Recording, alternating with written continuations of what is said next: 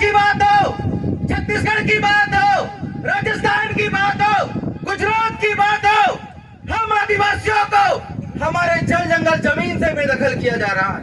जो जंगल जमीन हम आदिवासियों का पुश्तैनी अधिकार हुआ करता था, जो जंगल जमीन हम आदिवासियों के जीने का साधन हुआ करता था, उस जल जंगल जमीन से आज हम आदिवासियों को विस्थापन किया जा रहा है। आज उस जल जंगल जमीन से निकलने वाला काला सोना को उजाड़ा जा रहा है, हरा सोना को उजाड़ा जा रहा है। आज आपको सोचना पड़ेगा साथियों कि आप एक आदिवासी हो, अगर आप इस देश के मालिक हो तो उसका क्या फरमान है। अगर आप एक आदिवासी हो, कैसे आदिवासी हो कि जिसका जंगल लूट रहा है, एक आदिवासी बोलने को तैयार नहीं है। जिसका जमीन छीना जा रहा है, एक आदिवासी बोलने को तैयार नहीं है। और इस मंच के माध्यम से आप कहते हो कि हम इस देश का आदिवासी हैं, इस देश का मालिक है। तो सवाल ये खड़ा होता है साथियों कि आप आर्टिकल 330 से चुनकर जाते हो तो आदिवासी के नाम से जाते हो कि एसटी के नाम से जाते हो। आप आर्टिकल 332 में विधानसभा जाते हो तो एसटी के नाम से जाते हो कि आदिवासी के नाम से जाते हो। तो साथियों, आज सवाल ये खड़ा होता है कि आपकी पहचान एक आदिवासी से होती है, और संवैधानिक तौर पे आप जब देखते हो तो आर्टिकल 342 में आपका जो स्टेटस मिला है वो एसटी के नाम से मिला है। और आज उस एसटी स्टेटस में हम लोग देखते हैं राष्ट्रपति अपने राज प्रमुख राज्यपाल से सलाह मशवरा करके आज किसी भी वर्ग को एसटी में घुसाड़े जा रहा है, आज किसी भी वर्ग को एसटी से बाहर किया जा रहा है।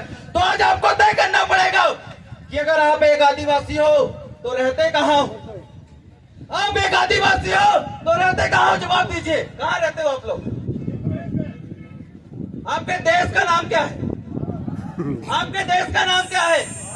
भारत तो एक संगठन का नाम है। संविधान का आर्टिकल 1 बोलता है कि इंडिया डेट इज भारत, साल भी यूनियन ऑफ स्टेट। जब संविधान बनाया गया, जब संविधान बनाया गया तो संविधान हिंदी में नहीं लिखा था, संविधान इंग्लिश में लिखा था। और आर्टिकल 1 में बोला था कि जो भारत है वो एक यूनियन है, मतलब एक संघ का नाम है। क्या है? मतलब आप जिस भारत में रहते हो वो भारत एक देश नहीं है, वो एक संगठन है। क्या है? और जो यहाँ पर जो सरकारें चलती है वो भी संघीय सरकारें चलती है। कौन सी सरकारें चलती है? और आज सवाल ये खड़ा होता है कि आप संघीय सरकार से चलते हो कि आदिवासी सरकार से चलते हो? आप संघीय सरकार से चलते हो कि आदिवासी सरकार से चलते हो? तो आपका सरकार क्या है? आपका सरकार गमेती मुखी सरकार है कि केंद्र सरकार है? आपका सरकार क्या है? आपका सरकार गमेती मुखी सरकार है कि केंद्र सरकार है? क्या सरकार है? बोलिए ना जी। ये चिंतन शिविर है, ये भाषण नहीं है। यहाँ पर सवाल होता है, जवाब दिया जाता है, पूछा जाता है तो जवाब दिया जाता है। तो सवाल ये खड़ा होता है कि भारत संविधान से चलता है और संविधान का आर्टिकल 13 यह बोलता है कि इस देश में दो प्रकार का समुदाय है, एक आदिवासी समुदाय है, दूसरा गैर आदिवासी समुदाय है। और जो आदिवासी समुदाय है वो इस देश का मालिक है, इस देश का ओरिजिन है, इस देश का इंडिजिनस पीपल है, इस देश का मालिक है, जिसको सुप्रीम कोर्ट ने 5 जनवरी 2011 को कैलासन बनाम महाराष्ट्र राज्य के फैसले में बोला कि 8% आदिवासी इस देश का मालिक है और 92% जो लोग हैं सब विदेशी नागरिक हैं। कौन लोग हैं?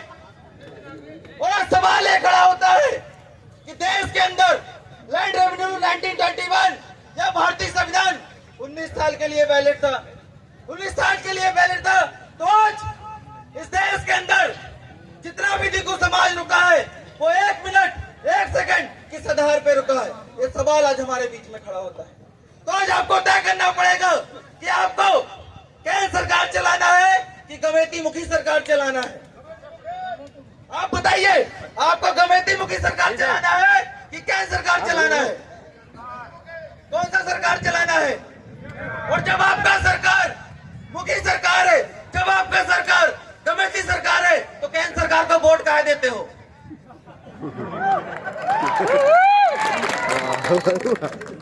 जब आपका सरकार गमेती मुखी सरकार है केंद्र सरकार को वोट देते हो तो किसका सरकार कमजोर होता है? किसका सरकार कमजोर होता है? आदिवासियों का सरकार कमजोर होता है। किसका सरकार कमजोर होता है?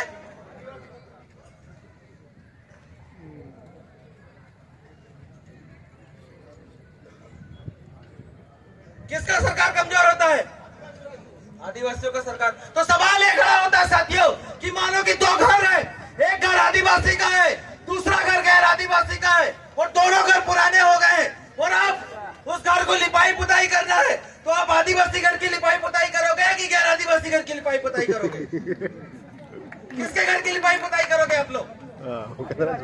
किसके घर की पुताई करोगे? और जब आपको पता है कि हमारा घर आदिवासी का घर है और लिपाई पुताई हमें आदिवासी घर की करना है, तो हर 5 साल के लिए आप इस संघी सरकार को, इस भारत डोमिनियन की सरकार को वोट काहे देते हो? वोट मतलब मतदान, मतमती माता। जिसके दिमाग में कुछ नहीं होता वो क्या करता है? क्या करता है?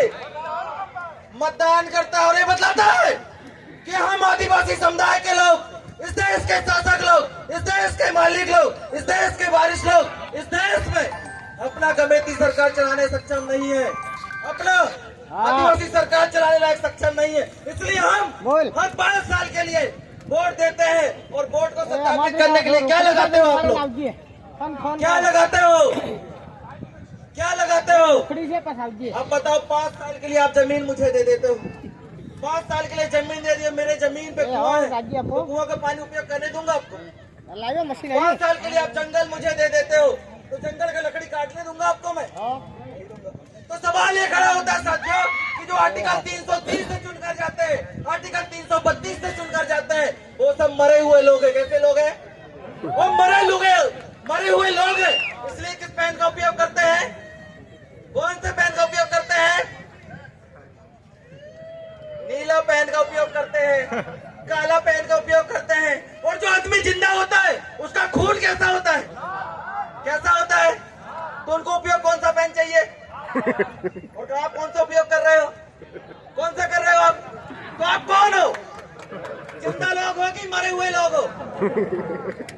कैसे लोग हो आप? कैसे लोग हो? वो मरे हुए लोगों की पहचान होती है क्या? है? मरे हुए लोगों का अधिकार होता है क्या? इसी को लेके कानून बना, कॉस्टिट्यूशन एक्ट 1666। उस दिन से आपको मरा हुआ घोषित कर दिया और बदला दिया कि जितना भी मरे हुए लोग हैं ये मैरीटाइम्स लॉ से चलते हैं। किससे चलते हैं? मैरीटाइम्स लॉ। मैरीटाइम्स लॉ मतलब समुद्र के कानून से। और समुद्र के कानून में क्या होता है? बड़ी मछली छोटी मछली को खाती है, बड़ा नेता छोटा नेता को खाता है, बड़ा सामाजिक कार्यकर्ता तो आपको तय करना पड़ेगा कि आप मरे हुए लोग हो कि जिंदा लोग हो।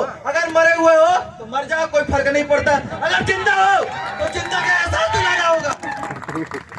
तो इन्हीं शब्दों के साथ साथियों, समय का अभाव है, समय का अभाव है, इसलिए मैं अपनी बात को यही खत्म करता हूँ। और जाते जाते कुछ चंद लाइनें आपके बीच में बोलना चाहता हूँ कि ना मुस्कुराने को जी चाहता है, ना आंसू बहाने को जी चाहता है। ना मुस्कुराने को जी चाहता है, ना आंसू बहाने को जी चाहता है। करूँ तो क्या करूँ, क्या तेरी याद में टंटे बिल, बस तेरे 65,000 पारंपरिक गमेती मुखिया सरकार को गांव गांव में पहुंचाना चाहता हूं। जोहार।